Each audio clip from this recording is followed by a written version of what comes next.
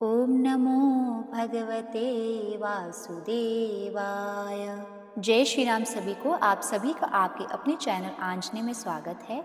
आज हम बात करेंगे साल 2024 की पहली सफला एकादशी की व्रत तिथि, पूजा, पारण का शुभ मुहूर्त, विधि, व्रत कथा और साथ ही इस दिन किए जाने वाले कुछ खास कामों के बारे में। इसलिए हमारे साथ वीडियो के अंत तक बने रहिएगा। पंचांग के अनुसार पौष मास कृष्ण पक्ष की एकादशी को सफला एकादशी का व्रत किया जाता है। मान्यता है कि इस एकादशी व्रत के प्रभाव से मनुष्य का हर कार्य सफल होता है। यदि व्यक्ति किसी काम में रुकावट आ रही है तो उसे सफला एकादशी व्रत जरूर करना चाहिए।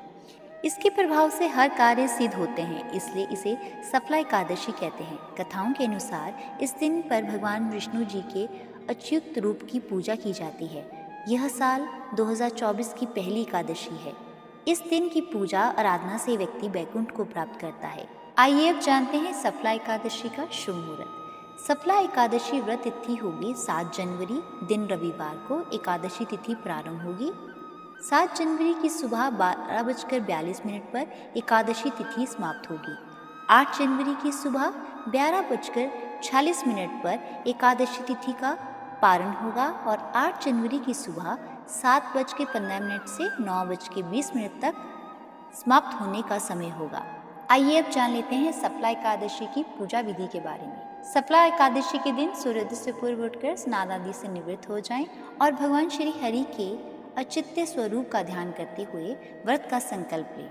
इसके बाद सूर्य देव को प्रणाम कर जल का अर्घ दें। अब पूजा स्थल पर भगवान विष्णु जी की प्रतिमा स्थापित कर भगवान श्री हरि जी के अचित्य स्वरूप का ध्यान करें व आह्वान करते हुए पूजा अर्चना करें। पहले पंचामृत से उन्हें स्नान कराकर तिलक करें और फिर धूप, दीप, फल, फूल और तुलसी पत्र मिला लें।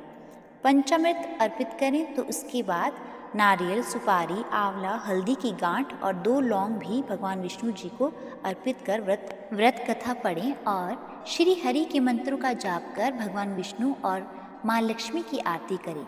पूजा में तुलसी दल का प्रयोग अवश्य करें। व्रत के अगले दिन द्वादशी पर किसी जरूरतमंद व्यक्ति या ब्राह्मण को भोजन कराएं और दान दक्षिणा देकर व्रत का पालन करें। आइए जान लेते हैं एकादशी पारण कैसे करें।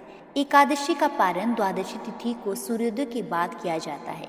यदि द्वादशी तिथि सूर्योदय से पहले समाप्त हो गई हो तो एकादशी व्रत का पारण सूर्योदय के बाद ही होता है। एकादशी व्रत का पारण हरिवासर के दौरान नहीं करना चाहिए। हरिवासर द्वादशी तिथि की पहली 1/4 अवधि होती है। व्रत के पारण का सबसे सही समय प्रातःकाल का है। पारण के दिन पुनः श्री हरि विष्णु जी का पूजन करने के बाद अन्य जरूरतमंदों को दान दक्षिणा देकर व्रत खोले। आइए जान लेते हैं सफला एकादशी पर किए जाने वाले नियम क्या हैं। सफला एकादशी नियम के अनुसार व्रत करने वाले व्यक्ति को संभव हो तो एक दिन जमीन पर ही सोना चाहिए। इस दिन किसी भी तरह के तामसिक भोजन का सेवन नहीं करना चाहिए। इस दिन चावल का सेवन भी नहीं करना चाहिए। सफला एकादशी की सुबह जल्दी उठकर स्नान आदि से निवृत्त होकर पूजा पाठ कार्य करने चाहिए। इस दिन किसी भी पेड़ या पौधे के फूल पत्ते तोड़ना वर्जित होता है। अब जान लेते हैं सफला एकादशी की कल्याणकारी व्रत कथा के बारे में। प्राचीन काल में चंपावत नामक नगरी में महिषामन नामक राजा रहता था। उसके 4 पुत्र में सबसे बड़ा लंपक बहुत ही पापी था। वह धर्मी और देवी देवताओं की निंदा करता था। एक दिन राजा महिषमान ने उससे परेशान होकर उसे राज्य से बाहर निकाल दिया। इसके बाद लंपक जंगलों में जीवन निर्वाह करने लगा। एक बार वह पौष मास के कृष्ण पक्ष की 10वीं को कड़कड़ाती ठंड के कारण वह मूर्छित हो गया और दूसरे दिन सफला एकादशी के दिन उसे होश आया। भूख मिटाने के लिए पेड़ों से गिरे हुए फल इकट्ठा करने के लिए चला गया। फलों को इकट्ठा करके पीपल के पेड़ के नीचे पहुंचा तो उसने अनजाने में ही उन फलों को पीपल के पेड़ के नीचे रखकर भगवान विष्णु से निवेदन किया कि इन फलों से भगवान विष्णु संतुष्ट हो। अनजाने में ही लंपक द्वारा सफला एकादशी व्रत संपन्न हो गया, जिसके बाद भगवान विष्णु की कृपा से लंपक को राज्य, धन, संपत्ति समेत सभी प्रकार के सुख प्राप्त हुए। और यहाँ पर सफला एकादशी की कथा समाप्त होती है। और अंत में सफला एकादशी के दिन इस धार्मिक नुस्खे को जरूर अपनाएं। 7 जनवरी को अपने पूरे घर में गंगा जल से छिड़काव करें।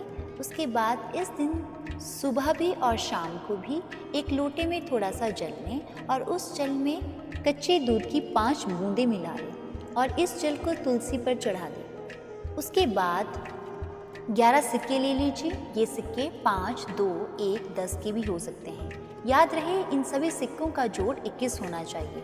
हर एक सिक्के को तुलसी के पौधे में दबाते हुए अपने रुके हुए कार्य को मन ही मन में याद करके उस सिक्के को दबाना है और विष्णु भगवान का ध्यान करना है। जो भी आपकी रुका हुआ कार्य है वह सभी इन सिक्कों के दबाने से संपन्न होगा और भगवान विष्णु जी आपके सभी रुके हुए कार्यों में आने वाली बाधाओं को दूर करेंगे।